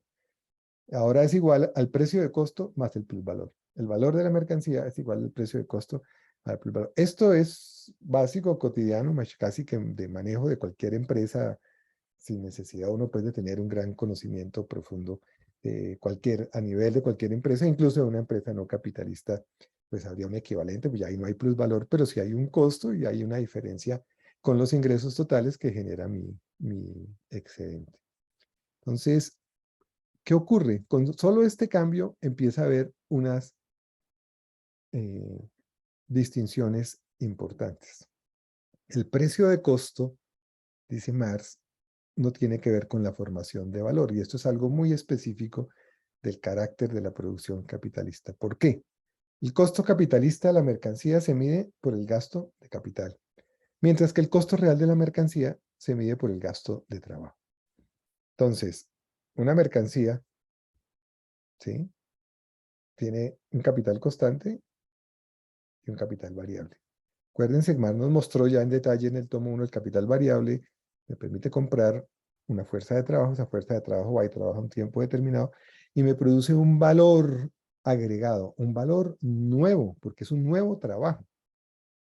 El capital variable se fue, yo lo pagué en salarios y con eso el trabajador fue y compró las mercancías que necesita para vivir. Pero el trabajador vino y me trabajó un tiempo determinado y me generó un valor nuevo. Parte de ese valor, yo, ¿sí? Que es el equivalente de lo que ya le di yo al trabajador, yo lo recupero. El capitalista recupera parte de ese valor, pero aparece con un valor nuevo. Pero tanto B más P son un valor nuevo, agregado. Eso lo recoge Daniel en las estadísticas, es un valor agregado. Pero para el capitalista lo fundamental es lo que gastó. Entonces, a mí me cuesta la mercancía, ¿sí? Es C más B, pero el costo total de la mercancía es C más B más P. Suena un poco raro porque aparece dentro del costo el plusvalor, pero es el costo real de la mercancía. Fue lo que hubo que hacer. ¿Qué hubo que hacer? Un capital constante más un tiempo de trabajo que se materializa y se expresa en un producto que se vende y me permite tener un excedente. Y entonces va a haber otra palabra que Marx usa mucho, la noción de que el precio de costo de la mercancía se autonomiza. Se le vuelve al capitalista esa parte, la parte fundamental. Entonces yo sé que puedo reponer del valor de la mercancía, repongo C más B y recupero mi capital. Eso lo sé. Y yo hago mis cálculos y cualquier persona los haría. Cualquiera de ustedes que decidiera ser, no sé si lo sea, capitalista, pues invertí los 100 millones, tengo la expectativa de obtener 120 millones, según los estimativos que hice en mi inversión, pero tengo que recuperar los 100. No sé, dice Marx, el capitalista no tiene por qué saber, ¿sí?, cómo es que se produjo esta parte del valor de la mercancía ni cómo se produjo el plusvalor, que es lo más interesante. Nuevamente volvemos a lo concreto. El capitalista la obtiene, genera el plusvalor, recupera, pero ¿cómo se produjo ese plusvalor? ¿Qué es lo que le interesa a Marx explicar? Que es el tema de fondo a lo largo de todo el capital, que es el plusvalor. Pone nuevamente un ejemplo numérico, una mercancía cuyo valor es 400 de capital constante, 100 de capital variable, fuerza de trabajo, 100 de plusvalor, 600. Entonces hay dos componentes, un valor existente previamente, 400C, y un valor nuevo creado que es 200, 100B más 100P. Marx es consciente de que la manera como se hace la notación, aquí poner 100B, parecería que ese 100B, ¿sí?, es una magnitud fija. Y entonces dice Marx, sí, es fija en cierto sentido, es fija en que es el salario que yo pagué. Pero al momento en que el trabajador viene a trabajar, esos 100 que yo pagué, esos ya se fueron. Ahora hay un nuevo valor, solo que de ese nuevo valor de 200, yo tengo que sacar, para seguir el proceso de producción, el equivalente de los salarios para poder seguir produciendo. Entonces ese precio de costo incluye partes que tienen diferente naturaleza. Una parte reaparece. Acuérdense, el capital constante se transfiere. El valor de la máquina, de las materias primas de la herramienta, pues vale tanto, pues pasa el nuevo valor del. Pero el precio de costo para el capitalista tiene una parte que es un nuevo valor producido. Se produjo de nuevo ese equivalente de los 100B. Entonces son dos elementos del valor de la mercancía que tienen un origen completamente diferente. El constante se transfiere. El capital variable es inicialmente fijo, pero en el proceso de trabajo se transforma, deja de ser una magnitud fija y se vuelve una magnitud viva de trabajo que crea un valor nuevo. Cuando yo compro la fuerza de trabajo es una magnitud de valor determinada, pero en el proceso de trabajo se transforma, es trabajo vivo. Entonces el capital variable no es igual que el capital constante. 400C más 100B, ahí hay un engaño, ¿sí? No es lo mismo, sino que ese 100B se transformó, se transformó. Ese es un poco el punto en que Marx quiere hacer énfasis y lo explicó en el tomo 1, pero aquí lo quiere discutir con las nociones cotidianas. Entonces el capital variable no agrega su propio valor al producto. Puede ocurrir, claro, si aumenta o disminuye el precio de la fuerza de trabajo, ¿sí? Puede cambiar la distribución entre el plusvalor y el capital variable. Pero el nuevo valor creado siempre es el mismo. Claro, puede que en un momento el capitalista se quede con más, puede que en otro momento el obrero sea el que gane pues, por las relaciones en ese momento de poder con el capitalista, se quede con más, pero el valor no cambia. Entonces, las dos partes del precio de costo tienen en común que sirven para reponer un capital adelantado, pero en términos del origen son distintos. Y aquí aparece, que es donde más va a insistir en este capítulo, que hay una aparición invertida y que desaparece otra noción que es muy importante para Marx, que es la diferencia entre el capital constante y el capital variable. El capital variable para el capitalista es un capital gastado en salario.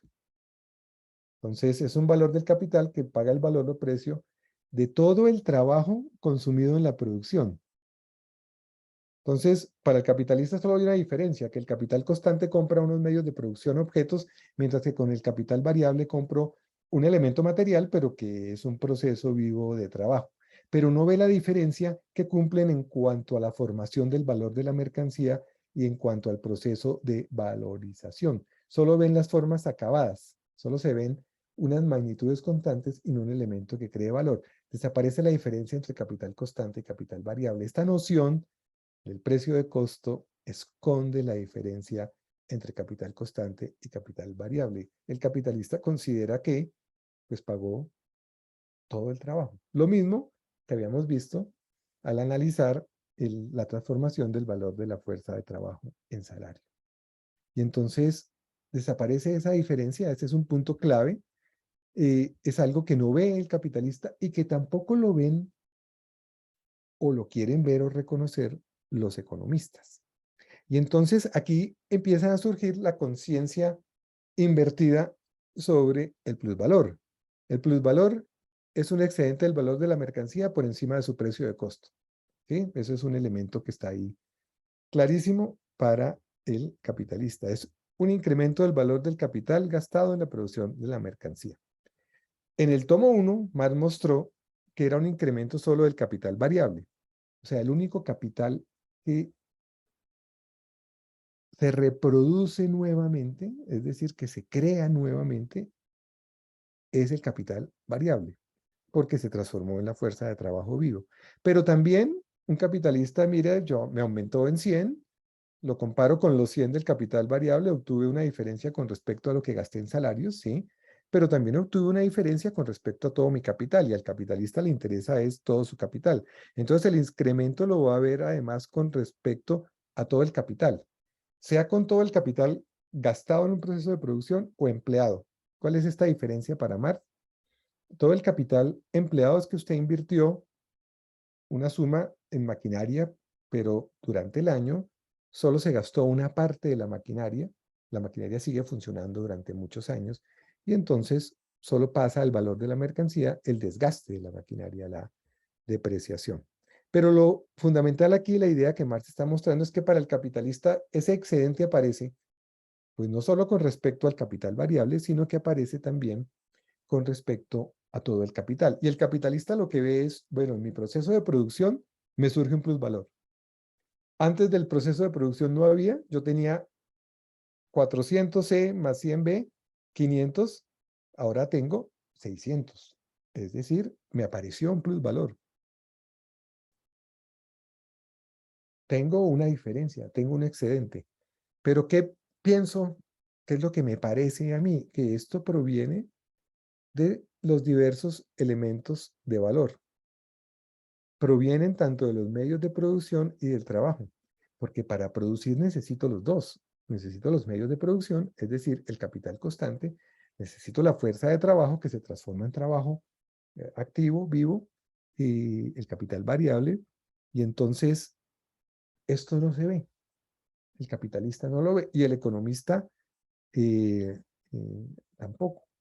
Y entonces ahí aparece un misterio. Entonces, ¿cómo aparece el plusvalor? Lo que veo es que me aparece.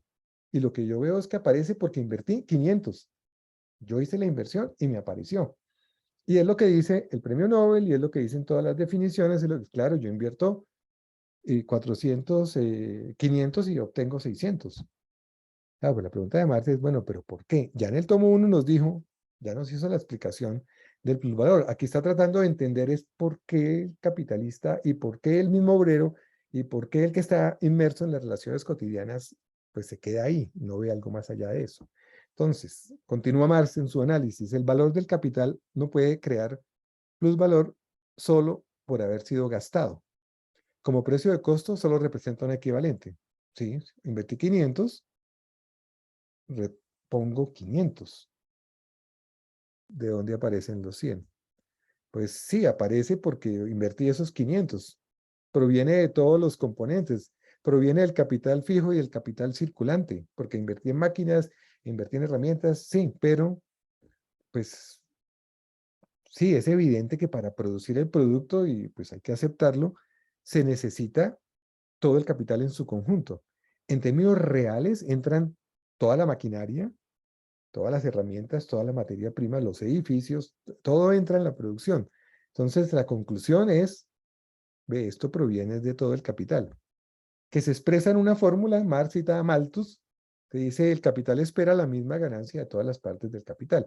Es decir, la relación se vuelve que el excedente de alguna manera proviene de todo el capital. No proviene solo de la parte variable, sino que proviene de todo el capital. Esa es, digamos, la noción que predomina en el capitalista y la noción que predomina cotidianamente. Entonces, la ganancia es una forma transmutada del plusvalor.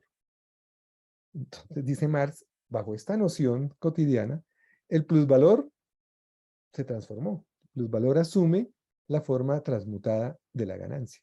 Una suma de valores capital porque se desembolsa para generar ganancia. La ganancia resulta por el empleo de una suma. Si ustedes se fijan, es simplemente la repetición del hecho. La fórmula que aparece ahora es valor de la mercancía, precio de costo más ganancia. Ya no es más plusvalor. Es igual, ¿sí? Valor de la mercancía es igual al precio de costo más ganancia. Entonces la ganancia hasta el momento en términos de su magnitud es lo mismo que el plusvalor. Y el capitalista la ve. ¿Por qué? Porque la obtiene. Y el obrero puede verlo, porque el obrero ve que el patrón se quedó con ese excedente, con esa ganancia. El obrero puede ver que hubo un precio de costo, él hace parte del costo, capital variable, pero es una forma mistificada que surge necesariamente del modo capitalista de producción. ¿Por qué surge necesariamente? Porque no se reconoce la diferencia entre el capital constante y el capital variable. Entonces, el origen de la modificación del valor, ¿dónde se daba la modificación del valor? En la medida en que yo compré con 100, un capital variable de 100, compré unas fuerzas de trabajo. Al trabajar me produjeron 200. Hubo un incremento del valor. Pero no se ve que esto provenga del capital variable, sino que parece que proviene del capital total. Y aquí Marx hace la alusión al capítulo 17. En un polo aparece el precio de la fuerza de trabajo en forma transmutada de salario. En el polo opuesto aparece el plusvalor en la forma transmutada de el beneficio. Y entonces son formas, así como vimos allá en el caso del salario, son formas muy convenientes para la defensa del capitalismo, porque pues no habría explotación. Si se paga todo el trabajo, yo pagué todo el trabajo. ¿Mm? Pues sí, me surge un excedente. ¿Y por qué me surge un excedente? Porque invierto en capital. Sí, pero parece que el capital tuviera una virtud maravillosa de producir un excedente simplemente por el hecho de que se invirtió y se adelantó un proceso de producción. Estamos apenas en el capital productivo, ahorita nos faltan otros capitales. Pues ahora no, sino a lo largo de la exposición en otras sesiones. El capitalista podría vender la mercancía por debajo de su valor, ¿sí? Porque para el capitalista, acuérdense, su costo es el precio de costo. Si la vende, por ejemplo, por su precio de costo, pues no tuvo un excedente, pero, entre comillas, no perdió, ¿sí? No perdería. Si vende la mercancía a su valor, realiza una ganancia igual al excedente de su valor por encima del precio de costo. Entonces, el capitalista tiene un margen para definir los precios. Hay un límite. Un límite es, bueno, el precio de venta que le da una ganancia determinada. El otro es cuando la ganancia es cero. Entre ese precio de venta y el precio de costo puede vender a distintos precios y siempre obtendría un excedente, que entre otras eso se usa en la competencia, es un fenómeno de la competencia. Entonces el capitalista puede jugar con los precios. Dependiendo de las condiciones del mercado, puede en un momento determinado decir, bueno, gano menos, pero gano, ¿sí? Entonces, eso lo lleva a que él considere, se refuerza la idea de que el verdadero valor intrínseco propio de la mercancía es el precio de costo, porque es ese precio que le permite conservar su capital. Esa es la noción que se arma el capitalista en su cabeza y los demás que vivimos en la sociedad capitalista. Y lo que va a ocurrir es otra inversión. Ve que la ganancia es, o considera, o piensa, un precio de venta superior al valor de su mercancía, que es su precio de costo. Esto es muy distinto a considerar que la ganancia aparezca como un excedente del valor sobre el precio de costo. Entonces ahora el capitalista considera, no, el valor es el precio de costo, ¿sí? Y lo que obtengo por encima de esto, ¿sí? Por encima de esto, ¿sí? Es una diferencia entre el precio y el valor, ¿sí? De la mercancía. Y entonces aquí se pierde la posibilidad de explicar desde el proceso de producción cómo es que surge el plusvalor, que es uno de los temas centrales de Marx. Es en la propia producción que surge el plusvalor. El plusvalor, claro, se tiene que realizar en la venta, pero surge es en la relación en la producción entre el trabajador asalariado que vende su fuerza de trabajo por un valor determinado y al llegar al proceso de trabajo transforma, ¿sí? La mercancía, fuerza de trabajo se transforma en trabajo vivo, una acción que genera un valor superior. Eso es lo que se pierde por completo. Y entonces el capitalista llega a pensar que el plusvalor surge de la venta y no que sea una realización de un plusvalor creado en la producción que se da en la venta. Marx ya había comenzado, si ustedes recuerdan, capítulo cuarto, tomo 1, abordando estas ideas, ahora las considera ilusiones, de los capitalistas, y es de dónde surge el plusvalor. Pues el plusvalor surge en la venta y allá Marx había explorado que el capitalista piensa que surgen de su habilidad, de su capacidad para comprar barato, vender caro, de su capacidad, habilidad para engañar, incluso de la estafa, ¿sí? Y discute aquí con algunos economistas, claro, el excedente por encima de una magnitud dada no puede constituir una parte de esta magnitud y por tanto la ganancia no puede constituir una parte de los desembolsos de capital. Entonces, los economistas, algunos de los clásicos, pero sobre todo los vulgares, entonces dicen, claro, el costo, capital constante más capital variable, eso es una magnitud dada. Entonces, el excedente no puede ser parte de eso. Fíjense la diferencia con Marx, no es que el costo real es capital constante más variable más plusvalía. El capital variable se transforma y crea un valor nuevo. En esta concepción, pues no se ve eso. Y entonces la ganancia no puede, no puede estar incluida dentro del desembolso del capital. Claro, para el capitalista no está porque su precio de costo es lo que él invirtió en dinero. Es que su dinero se transforma, ¿sí? ¿Sí? Se transforma, su capital se transforma con el trabajo vivo en algo que puede producir más valor. Entonces, la conclusión a la que se llega es que la ganancia no puede salir de la producción. Si en la formación del valor no entra sino lo que el capitalista invierte o adelanta, C más B, pues no puede salir la ganancia de la producción. Y le critican otros economistas, más se basa en otros clásicos que se critican entre ellos mismos un momentico, pero la ganancia no puede surgir del intercambio, tendría que existir previamente, que es la discusión que Mar ya nos había dado en el capítulo cuarto. Y si el capitalista vende la mercancía a su precio de costo, de todas formas, el trabajador se está entregando una parte de plus trabajo. Es decir, el costo real, C más B más P, significa que el trabajador gastó sus horas de trabajo, produjo el plusvalor. Puede que el capitalista venda a su precio de costo, que el capitalista no se quede con el plusvalor. Ah, bueno, pero entonces se va a quedar con el plusvalor el comprador, pero sigue existiendo el plusvalor. ¿Sí? Bueno, y ya para terminar, muy breve en esta parte sobre la tasa de ganancia, plusvalor se transforma en ganancia y es una categoría mistificadora, pero más continúa, pero el otro elemento que habíamos visto era la tasa de plusvalor. Entonces ahora miremos la tasa de ganancia. Entonces nos recuerda la fórmula general del capital, ¿se acuerdan? Dinero, mercancía, dinero incrementado. O sea, lanzo un dinero a la circulación para extraer un valor mayor. El proceso en el cual se genera el mayor valor es la producción capitalista. El proceso en el que se realiza, se vuelve efectivo, es en la circulación. ¿Qué es lo que busca el capitalista? Obtener el excedente. A él no le interesa ni fijarse cuáles son los componentes de su capital. Claro, él es consciente de que unas cosas son máquinas, otras herramientas y otras trabajadores, pero lo que le interesa es que invirtió 500 y que tiene que sacar un excedente. Y también sabe que para obtener el excedente debe explotar trabajo vivo, pero debe explotar trabajo vivo con elementos de producción. Eso lo sabe el capitalista. Acuérdense, estamos en el capitalista productivo. Vamos a ir avanzando hacia el capitalista no productivo que obtiene ganancia. Y aunque solo el capital variable crea valor, esto es posible solamente a condición de que el capitalista invierta también en medios de producción. Es obvio, esto es repetición. Marta, en este capítulo es como un reforzamiento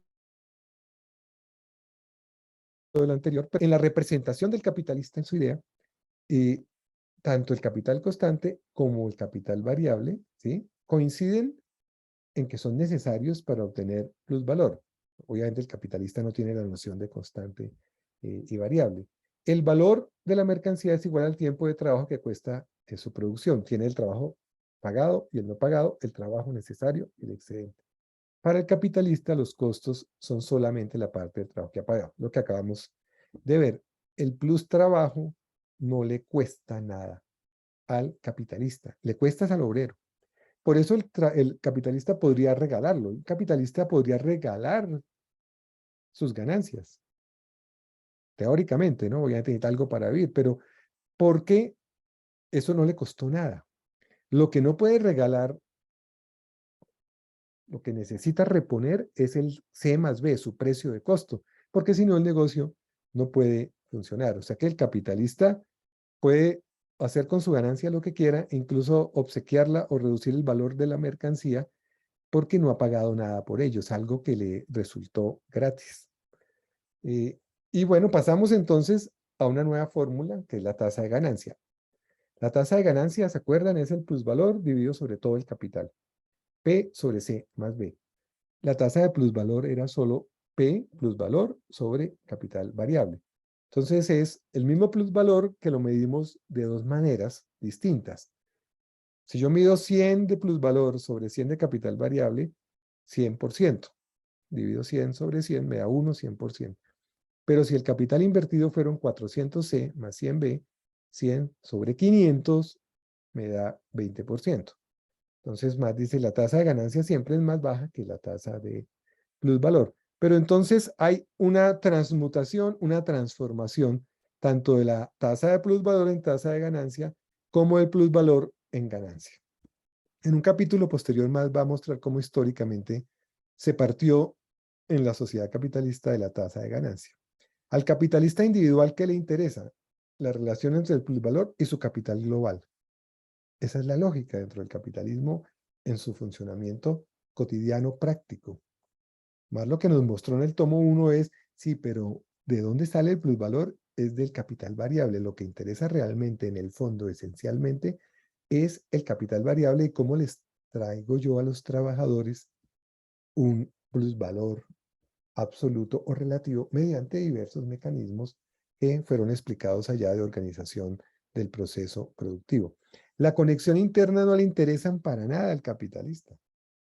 La relación entre el excedente y capital constante y variable es algo, él además no lo necesita, puede operar sin eso. A lo más que llegas a la distinción entre capital fijo y capital circulante.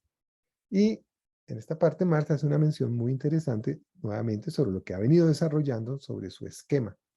Todo su esquema de investigación y de exposición. El plusvalor y la tasa de plusvalor son relativamente hablando lo invisible y lo esencial que hay que investigar. Mientras que la tasa de ganancia y por ende la forma de plusvalor en cuanto a ganancia se revelan en la superficie de los fenómenos. Esta es una distinción fundamental con las otras corrientes. Marx no se quiso quedar en que es que la ganancia es esa diferencia entre lo que los ingresos, el precio de venta y el precio de costo. Marx no se quiso quedar en la noción cotidiana de que es que el salario es el precio del trabajo, o el valor del trabajo. No, Marx quiso entender qué era eso. Se preguntó qué era eso. Marx quiso saber qué es esa hoja o ese árbol que está ahí, o qué es esta luz que yo veo y que puedo prender y apagar.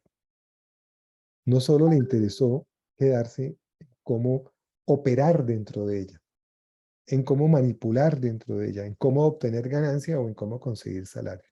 Marx va a lo esencial, Marx va a buscar y todo su trabajo es exponernos los resultados de, de esta investigación en donde va a encontrar lo esencial, en lo cual obviamente le ayudaron los clásicos se aproximaron. Y todo esto para tratar de entender en este tomo 3, como vamos a ver, cómo se desarrollan una serie de categorías cotidianas. Veremos luego el interés, la renta a la tierra, bueno, otros elementos que nos permiten movernos, pero que al mismo tiempo nos ocultan lo que es la verdadera realidad de cómo funciona el capitalismo, y todo el tiempo lo que Marx está mostrando es cómo el plusvalor se oculta, aparece oculto, ¿sí? Y aunque los clásicos intentaron y se aproximaron, no llegaron a entender plenamente la economía vulgar, la economía que domina hoy en día, y el pensamiento cotidiano de quienes vivimos en esta sociedad se mueve dentro de estas categorías engañosas. Vuelve en este capítulo sobre la ilusión del surgimiento del plusvalor en la circulación, lo menciono muy rápido. El capitalista, el plusvalor se origina en la producción, ya lo hemos visto, pero se realiza en la circulación. Adquiere la apariencia de que surge en el proceso de circulación. Y esto se refuerza en la mente del capitalista. Entonces el capitalista tiende a pensar, no, en la producción no es donde se genera, porque es que yo le pago al trabajador, yo le pago su trabajo. Puede que lo pague mal, pero le estoy pagando su trabajo. Ese excedente que aparece como que no surge aquí en la producción, como que se pierde la conexión con el proceso de producción real del plusvalor. ¿Y eso por qué se refuerza esta idea? Porque evidentemente el excedente se realiza, yo lo concreto cuando vendo las mercancías, y entonces depende de condiciones del mercado, y evidentemente en el mercado puede haber variaciones, porque un capitalista individual pues se da cuenta de que hay especulación, que hay variaciones en la competencia, que hay capitalistas más hábiles que otros, que hay capitalistas que engañan. Entonces hay una serie de fenómenos en la circulación, en la venta, algunos que están explicados en el tomo 2, el tiempo de circulación, cómo se mezclan el tiempo de trabajo y el tiempo de circulación, la rotación del capital, que hacen pensar que el plusvalor depende es de fenómenos de la circulación y no de la producción, con lo cual se ocultan muchas cosas. El capitalista en la producción es consciente de que extender la jornada de trabajo le sirve para aumentar el excedente, pero es que la producción está mezclada con el proceso de circulación, todo lo que vimos en el tomo 2, y entonces el capitalista ve y piensa que es que proviene también de una serie de movimientos por fuera del proceso de producción, y finalmente todo esto lo lleva a pensar que es que el excedente es algo que ocurre por fuera del trabajo, que no depende fundamentalmente del trabajo. Más aún, el capitalista ve solo el trabajo como un costo el cual quiere reducirlo, ¿sí? Quiere tratar de no pagar, ¿sí? Entonces se oscurece la relación de la explotación en el proceso de producción con la generación del plusvalor. Y lo que ocurre de fondo es que se da una mistificación, un ocultamiento, un engaño de la relación verdadera del capital. Entonces, todas las partes del capital, como ya nos mencionaba al final del capítulo anterior, todas las partes del capital aparecen como fuentes por igual del valor. Se oculta la relación del capital. ¿Sí? Y esto tiene que ver con desarrollos que había expuesto Marx anteriormente. Si ustedes recuerdan, cuando vimos todo el proceso de desarrollo del plusvalor relativo, había una inversión de sujeto y objeto en el proceso de producción. Todo el desarrollo del obrero colectivo, de la fuerza de trabajo colectiva, de la potencia del trabajo por la división manufacturera, la potencia aumentada del trabajo por la maquinaria, esas fuerzas productivas que provienen de una relación de producción, de una organización de la producción de los trabajadores, aparecen como si fueran fuerzas productivas del capital, como si el capital fuera el propietario per se como cosa de esas propiedades y entonces se mistifica la relación capitalista y entonces Marx dice, aquí se reitera y se profundiza esa inversión que habíamos observado en ese tomo 1 y es de que aparece como si fuera el capital, el creador de las fuerzas productivas, como si las fuerzas productivas fueran una propiedad del capital, y ahora aparecería como si fuera ese capital, esa inversión que hace el capitalista de un dinero para comprar medios de producción y fuerza de trabajo, la fuente originaria per se en su conjunto del plusvalor. Como que la cosa capital adquiriera esa virtud. Y ahí está en otra la noción de fetichismo que usa Marx, sobre todo en el tomo 1, y aquí está usando una noción parecida en algunos aspectos, pero que tiene su especificidad, que es la de mistificación. Y entonces nos insiste en la realidad, el mundo de los fenómenos. Marx juega con esto, en la realidad, el mundo de lo visible, de lo concreto, de lo que está ahí, es la realidad, pero al mismo tiempo dice, sí, pero es una realidad invertida, mistificada.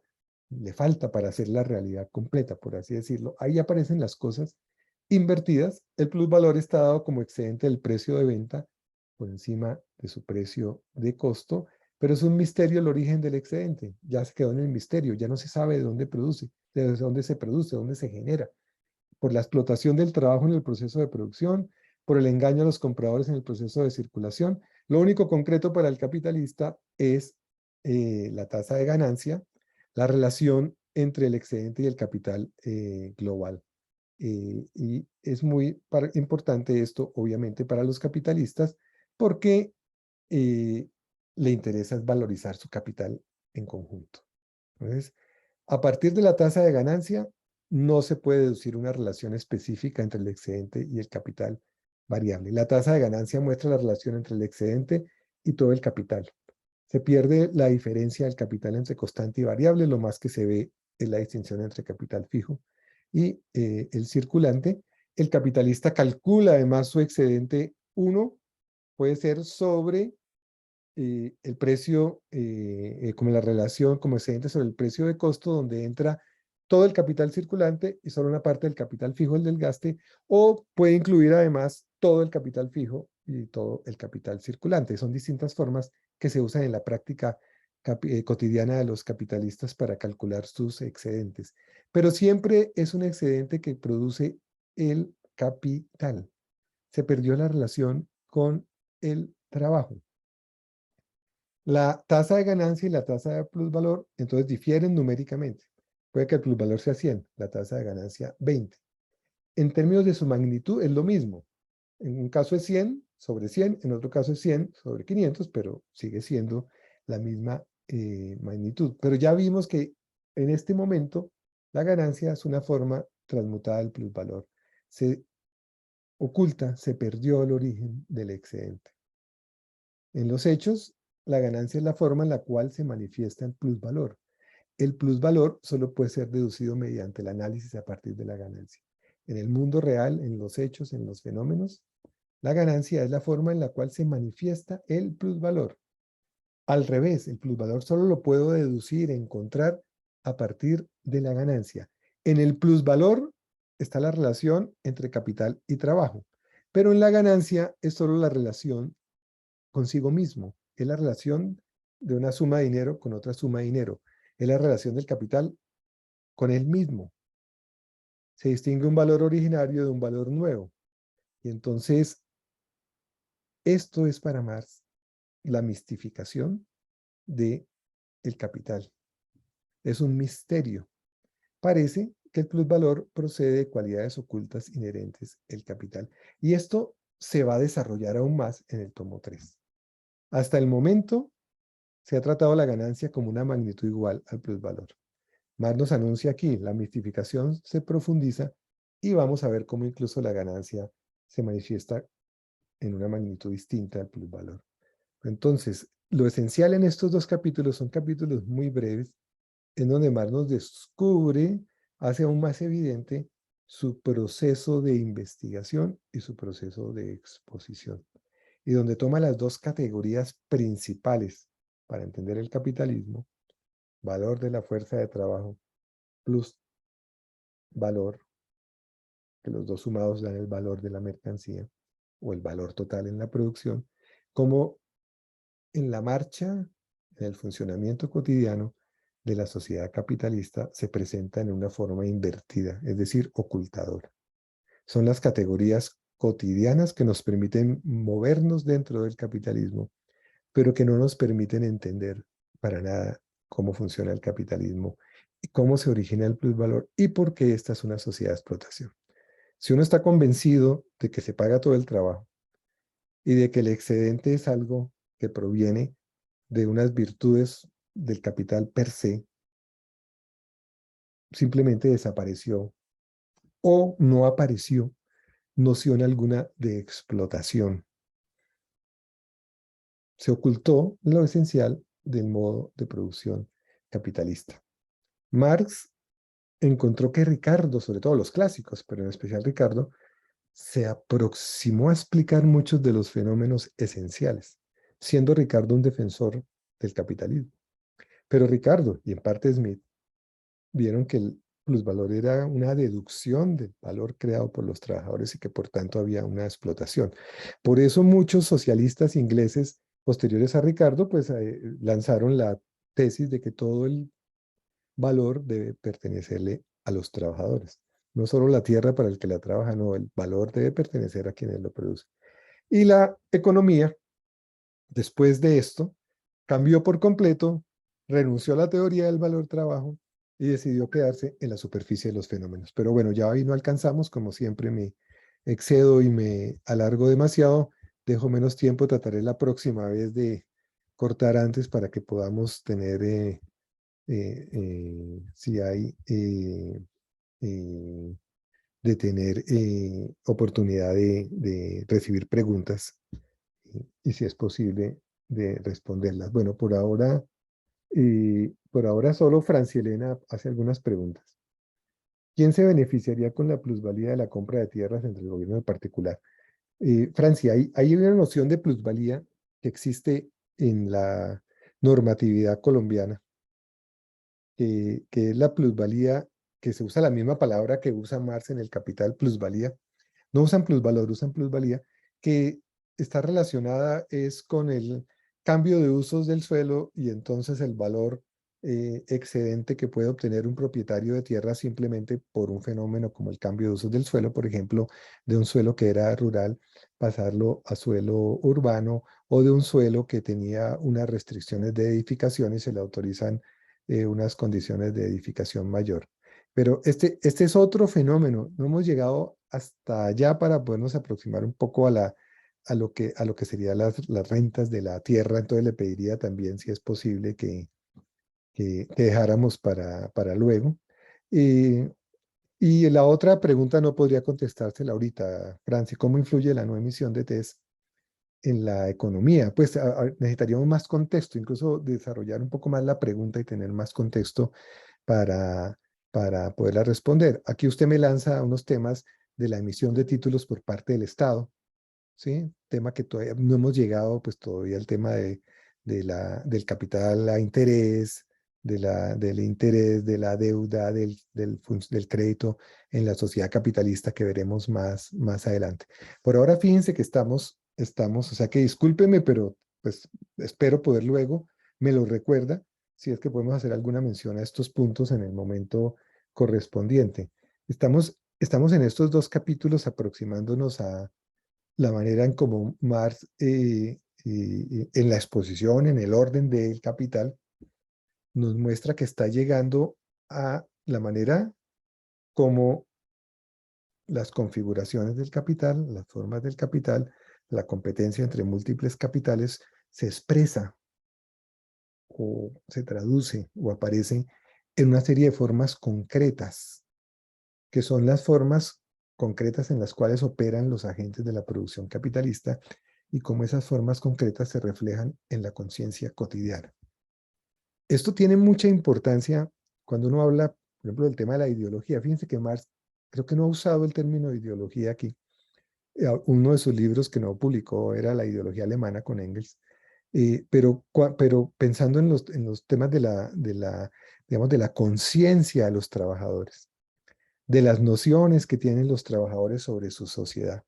Con mucha frecuencia se considera y se plantea que es un resultado de un adoctrinamiento, que es un resultado del gran dominio de los medios de comunicación, que es un resultado del control material que tienen los capitalistas sobre los medios de producción intelectual, es decir, sobre las universidades, sobre los centros de investigación, sobre todas aquellas formas de producción de conocimiento de una u otra naturaleza, lo cual es cierto. Hay una concentración, así como hay una concentración de la producción material de mercancías pues, para el consumo, para la reproducción normal de la fuerza de trabajo y de los propios capitalistas, hay un control de los medios de producción intelectual. Hay un control de los medios de comunicación. Y evidentemente ahí hay mentiras y ahí hay falsedades y ahí hay todo lo que ustedes conocen sobre el manejo o uso de los medios de comunicación para efectos de las luchas políticas, etcétera, etcétera. Pero lo interesante de este planteamiento de Marx en el Capital, que en estos dos capítulos, aunque ya ha venido mencionando cosas sobre esto, pero en estos dos capítulos los expresa de una manera mucho más clara, es que hay una conciencia cotidiana que tienen quienes, más habla de los agentes de la producción capitalista, pero es de quienes vivimos en el capitalismo. Por el solo hecho de vivir ya tenemos un lenguaje y tenemos unas definiciones de diccionario y tenemos unas nociones sin necesidad de tener un gran conocimiento profundo. Pero por el solo hecho de ser un trabajador que recibe un salario, pues este trabajador ya tiene una noción de salario. Y el capitalista tiene una noción de salario. Y el trabajador sabe que el capitalista tiene unas ganancias. Y son las categorías que se usan cotidianamente. Son las categorías que están en la base del funcionamiento cotidiano de la sociedad capitalista. Pero siendo muy concretas, cotidianas, vivenciales, que están al alcance de todos, son engañosas, ocultadoras, mistificadoras. Y el conocimiento científico, es decir, lo que inició la economía política clásica desde hace unos siglos, pues partió de eso, partió del conocimiento, ¿sí?, espontáneo, cotidiano. Marx va a hablar en otro texto, Marx no tiene realmente muchos textos sobre el método, y ni Marx tiene ningún texto sobre el tema del conocimiento, pero en alguna parte, en la introducción a los Grundrisse, en 1857, dice que la construcción del conocimiento se da mediante un proceso de elaboración a partir de las representaciones cotidianas y espontáneas de los agentes. Pero esa construcción a partir de ahí, de esas reproducciones y representaciones cotidianas de los agentes, de ese pensamiento, de esa conciencia habitual, cotidiana, espontánea, es un proceso crítico porque es un proceso de destrucción de la mistificación y del ocultamiento. Y esa es en el fondo la gran obra de Marx. Y ese es, por eso explica el subtítulo la crítica de la economía política. Tomo 1 del Capital, capítulo 1, cuando habla del valor. Los economistas clásicos encontraron detrás de los precios, encontraron detrás del dinero el trabajo. Nunca se preguntaron por qué el trabajo asume la forma del valor y del dinero en esta sociedad. Los economistas clásicos operan con las categorías de este modo de producción, pero no las critican o las critican insuficientemente. Los economistas vulgares, que son los que predominan hoy, que son los que nos enseñan en las facultades de economía, que son los premios Nobel de economía, operan con estas categorías. Claro, Marx va a explicar luego en algunos prólogos y en algunas partes del Capital, y aquí en estos capítulos lo dice muy, muy brevemente, pues al capitalista no le interesa preguntarse demasiado. Al capitalista vive satisfecho con estas categorías, porque estas categorías no explican, porque estas categorías no pueden comprender. Entonces, no es solo que haya un agente externo que introduce en la cabeza de los trabajadores unas ideas que no le permiten tomar conciencia de esta sociedad, sino que es que la manera como funciona espontáneamente el sistema genera estas interpretaciones cotidianas que son ocultadoras, engañosas, insuficientes. Se necesita investigar, se necesita la ciencia, es un poco la tesis de Marx, y por eso él consideraba que el capital era un misil lanzado contra los capitalistas, porque es una herramienta de conocimiento y es una herramienta para discutir con las otras explicaciones, con las otras escuelas, con las teorías de los otros economistas, y eso explica en buena medida cuando ustedes ven a lo largo del Capital cómo Marx está polemizando todo el tiempo con los economistas, cómo los está examinando, analizando, criticando, tomando aquello que consideran lo cual avanzaron y aportaron, mostrando sus insuficiencias y limitaciones. Pero entonces esa es la relevancia o la importancia de hacer este tipo de investigación, de conocimiento, de criticar la aproximación meramente empirista al conocimiento de la realidad. Bueno, no sé si hay alguna pregunta. Hoy están parcos ustedes, salvo Francia Elena, no ha llegado ninguna otra. Ustedes me dirán, si no nos falta un minuto para cumplir a las 8, sería el primer día que terminaríamos a las 8. Si no hay ningún comentario, observación, crítica. Les recomiendo mucho si no alcanzaron a leer. Son capítulos breves. El lenguaje de Marx a veces tiene sus complicaciones, yo lo sé, pero vale la pena. Son capítulos que son extraordinarios porque además nos dan pistas de que fue lo que se propuso hacer, que además también nos permitiría juzgar hasta dónde realmente lo que se propuso lo logró desarrollar. Y a lo largo del tomo 3, como nos anunció al terminar estos capítulos, va a profundizar. Pues el tomo 3 es muy largo, es muy detallado.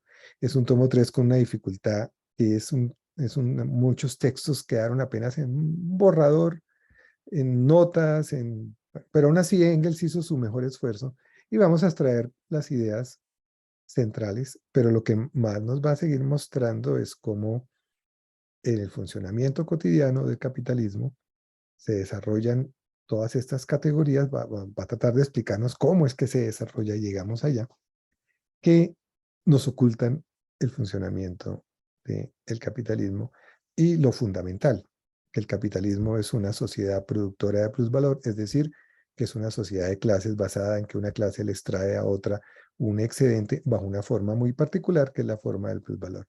Y todas estas categorías tienden a ocultar, ¿sí?, a mistificar. En alguna nota a pie de página de Heinrich, no lo desarrolla, pero a lo largo de su texto hay algunos elementos. Dice que Marx utiliza las nociones de fetichismo y las nociones de mistificación. La noción de fetichismo las habla con respecto a la mercancía, al dinero y al capital. Fetichismo, poniéndolo ahorita demasiado simple, es cuando las relaciones sociales aparecen como propiedades de cosas. Es decir, la relación social entre productores privados en la sociedad mercantil capitalista aparece como una propiedad del dinero o de la mercancía que tiene valor. Y dice que también la otra noción, la de mistificación, aparece cuando un determinado estado de cosas, ¿sí?, aparece necesariamente invertido. Aparece necesariamente. Es decir, es una realidad, es una apariencia, es un fenómeno que está ahí, que es concreto en ese sentido, pero al mismo tiempo es invertido y que las formas de la mistificación son fundamentalmente el salario, la ganancia, el interés y la renta. Solo que la ganancia, hasta dónde vamos, está todavía a un nivel muy general. Vamos a ver ahora cómo se transforma en formas, en formas más mistificadas todavía, que veremos también es un proceso de pensamiento que separa, que mira los elementos separados y aislados, que aparentemente, como he dicho, son muy concretos, pero que no busca las conexiones internas, que es lo que Marx nos ha ofrecido en el tomo 1 y el tomo 2. Entonces, fíjense cómo Marx lo obliga a uno a leer el tomo 3, Marx nos está obligando casi que a volver y repasar el tomo 1 y el tomo 2, porque como que el tomo 3 es lo mismo que el tomo 1 y el tomo 2, solo que como aparece en la realidad cotidiana. Bueno, entonces les agradezco mucho.